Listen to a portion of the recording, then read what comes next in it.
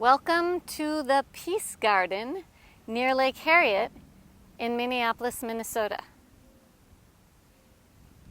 Being here in this garden has led me to think about a position that is often considered a position of surrender, but actually requires a lot of strength and mobility. So I'm going to walk you through it a little bit because this is a great position for developing strength, for opening up the front body, strengthening the back body, for helping one develop the muscles, and just the habit of standing up straighter with a sense of grounding down to lift up.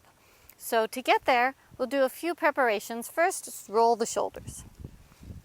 Just a few times. So this is something you could do throughout the day, rolling the shoulders, of course, but also the next step. Or it could be something you spend a lot of time building and developing in a longer practice. But for today, after the shoulder roll, take your arms wide, take up a lot of space, roll the upper arms to turn the palms to face up. Again, take up a lot of space. And now come into this position, often known as the goalpost arms. I often call it cactus. Some people see it as the surrender pose.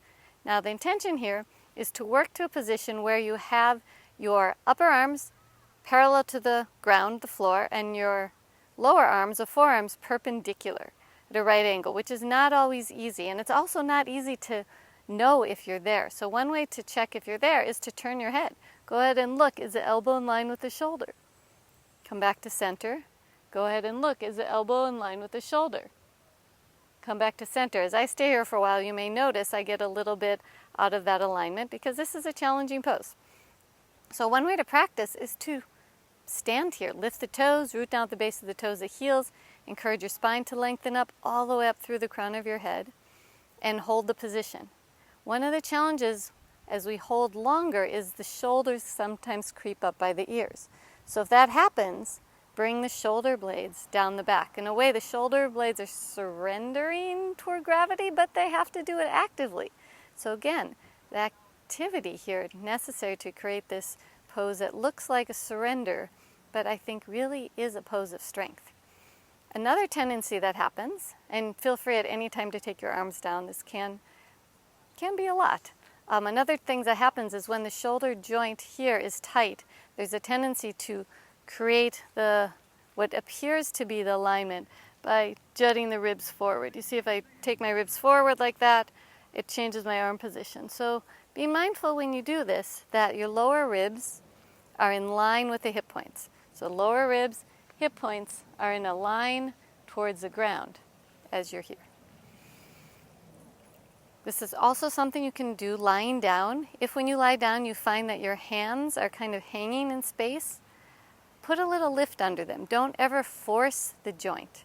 Right? When you do this lying down, it's a little bit more of a receptive pose and that you're allowing gravity to wash over you. In this position, you're really requiring the strength. I just felt my shoulders creep up. I'm firming them down. I'm going to check again. Take a look to the left, elbow in line with shoulder, back to center, look to the right, hold a little longer. Now, of course, there's a lot of variations you can do in this position, but if you're beginning with this, start here, and then you can build.